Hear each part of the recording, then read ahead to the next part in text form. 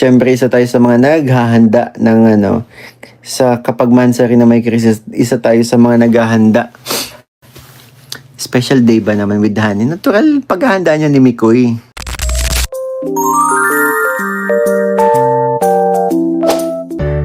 Fourth monthsary ng Mick Chris kaabang-abang.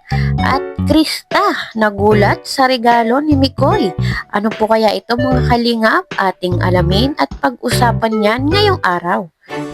Pero bago po ang lahat, isang mapagpalang araw at gabi sa inyong lahat. Mega love shoutout sa lahat ng ating listeners, viewers, and subscribers saan mang sulok ng mundo. Luzon, Visayas at Mindanao. Lalong-lalo na po sa ating mga kababayang OFW. Kamusta po kayo mga kalingap? Mabuhay po kayo hanggat gusto nyo. At kung bago ka pa lang sa aking munting YouTube channel, huwag ka nang mahiyang mag-subscribe, like, share, and comment. Huwag mo na rin kalimutang i-click ang notification bell nang sa ganon ay updated ka sa aking mga paparating na video. At syempre, patuloy po nating suportahan sina Kalingap Rab at ang ating ama ng Kalingap, ang nag-iisang founder, si Kuya Val Santos Matubang. Kung maaari po ay no skip ads nang sa ganon ay mas marami pa tayong malingap na nangangailangan. At konting paunawa po kung maaari ay tapusin niyo muna ang kabuuang video nang sa ganon ay akma ang inyong mga komento. Ang ginawa po natin ay kumbaga nagpa-cool down lang kasi masyado pong mainit na eh.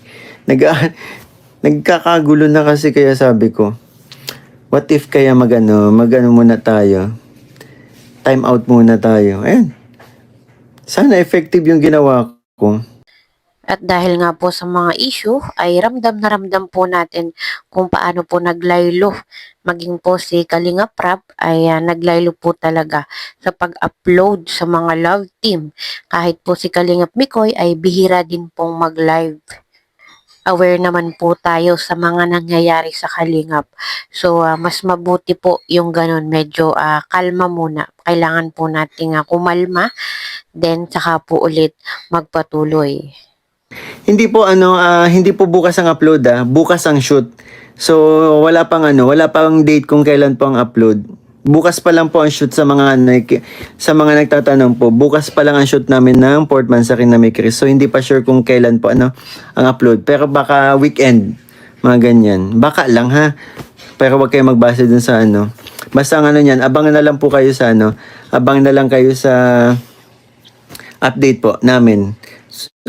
Tuloy-tuloy na balik na rin naman tayo eh. Tuloy-tuloy na po yung pag-live ko ulit. So ayun, ngayon po ay Thursday, monthsary po ng Mick Chris. So ayun nga po kay Kalingap Mikoy ay may shoot po sila ngayon.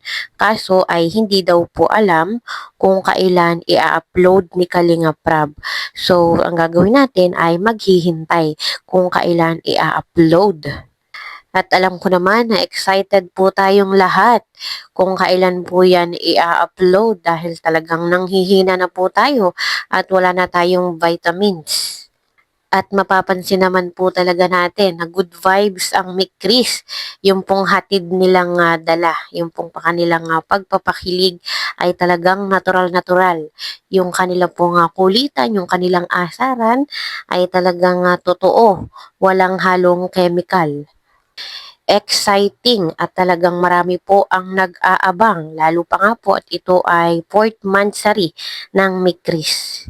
At nabanggit din naman po ni Kalingap Mikoy na meron po siyang regalo para po dito kay Honey. So hindi naman po niya sinabi kung ano yon, basta daw po ay surprise. Abangan po natin ito. Pero sigurado naman po ako kung ano man yung regalo ni Kalingap Mikoy dito po sa kanyang Honey ay siguradong matutuwa po si Krista. 'Di ba? Sabi ko sa inyo, mapa-on cam gano'n na talaga kami ni Krista. Lalo na off cam, yung kulitan, 'di ba? Hindi ko tawag dito. Normal na po talaga kasi normal na po talaga sa amin yung kulitan po. Kaya sana wag niyo may misinterpret po mi Chris kung sakaling may makita po kayo sa amin katulad nung dati, 'di ba? Na ang daming nagtampo, ang daming kasi nasusobra na daw po yung asaran namin. Pero sa totoo lang po talaga, napaka-normal po yung ganun na sa amin na nag-aasaran po kami, lalong-lalo na off-cam. Si Krista pag naiinis sa akin dahil sa mga biro ko, dadaanin na lang yan sa paghampas. Sa hampas na lang, dun sa upload ni Ate Ligaya, huling-huli, di ba? Ilang hampas ang natamo ko nun. Ng baboy. Tapos amoy. Hindi kasi galing kami. Yun na, dili na magto. Ay, kaloka. Paras papatingin naka-black. Akong dumikit sa kanya. Yeah. Kasi mabango. Ayun, napanood naman po natin mga kalingap na nakakatuwa po talaga yung kanilang asaran at kulitan. Talagang natural. Wala po talagang arte-arte, walang keme-keme. Kung ano man yung lumalabas sa kanilang bibig ay talagang natural na pangaasar. Kaya naman po marami po yung natutuwa sa kanila. Lalo pong dumadami yung kanilang mga supporters dahil po sa good vibes na hatid nilang dala. Kung mapapansin po natin mga kalingap, yung kanilang edad ay parang hindi nagkakalayo dahil sa kanilang kulitan. At alam naman natin yung agwat ng kanilang edad ay talagang medyo malayo. So dahil po sa kanilang kakulitan, sa kanilang pag-aasaran, ay para silang magkasing edad lang.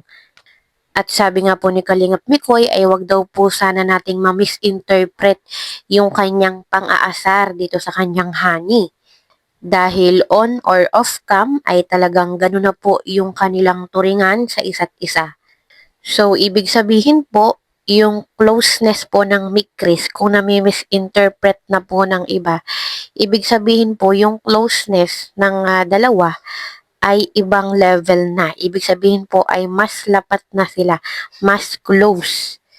Nandun na po yung affection at intimacy. So, nakakatuwa lang dahil talagang makikita po natin na talagang malapit po si Kalingap Mikoy kay Krista. Kahit po yung magulang ni Krista ay nabibiro din ni Kalingap Mikoy. Ang cute nung tinawag mong mom and dad, mga parents yan. Huli! Bigyan nila magbihis. Ma'am, dad, sama. Ma'am, dad, sama. Mas cute sana kung sinagot tayo ng nung tinawag ko mom and dad, mas cute sana. Ano yun, manugang? Ay, shush, joke lang. Ayun, napanood naman po natin mga Kalingap. Kitang-kita po natin yung pagiging komportable ni Kalingap Mikoy doon sa pamilya ni Krista. Kung sa iba po yun ay mahihiya, pero ito pong si Mikoy ay talaga pong umaarangkada ang kakulitan.